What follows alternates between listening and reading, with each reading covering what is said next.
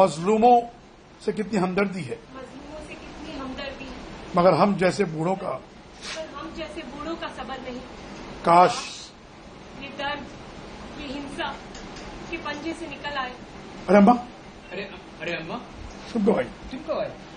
मुझे तो न जाने कब नींद लग गई। बेटा, तुम चारपाई के पास चिराग रखकर ना सोया करो, इससे हो जाते हैं। बेटा, मुझे वहाँ जाते हुए बहुत डर लगता है। और क्या सारी रात पढ़ते ही रहोगे?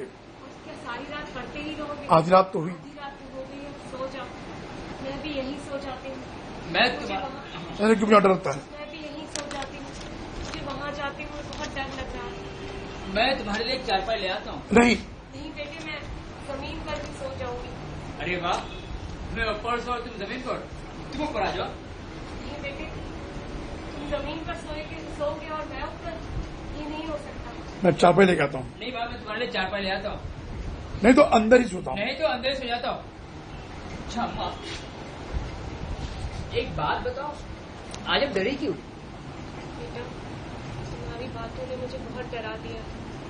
तुम एक काम करो, तुम इस सभा में मुझे भी शामिल कर दो। अम्मा, अगर तुम हमारे सभा में शरीक हो जाओ तो क्या पूछना, बेचारे कच्ची कच्ची रोटियां खाकर बीमार हो रहे हैं। और फिर इतनी सारी बातें हैं कि जो एक बूढ़ी औरत कर सकती है उतना नौजवान नहीं कर सकता। लेकिन अम्मा, तुम मजाक तो नहीं कर रही हो? नहीं बेटा, नहीं बेटा, मैं मजाक नहीं कर रही, सच कह रही हूँ। बेटा, एक माँ का दिल कितना नाजुक होता है, उसका अंदाजा भी नहीं कर सकती। जब तक मुझे ये सारी बातें मालूम नहीं थी तब तक और बात थी, लेकिन अब मैं तुम्हें इन खतरों में देखकर मैं तुमसे अलहदा नहीं रह सकती। मैं हमेशा तुम्हारे पहेलू में रहूंगी और मौका आने पर तुमसे पहले अपने आप को कुर्बान कर दूंगी। मरते समय तुम मेरी नजरों के सामने होगे।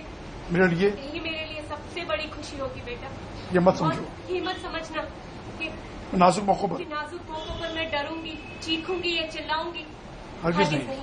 सख्त से सख्त मौके पर भी तुम मेरे मुंह से चीख भी ना सुनोगे। अपने बच्चे की हिफाजत आराम से लुक ऑडियंस को। अपने बच्चे की हिफाजत करने के लिए गाय भी शेरनी बन जाती है। माँ,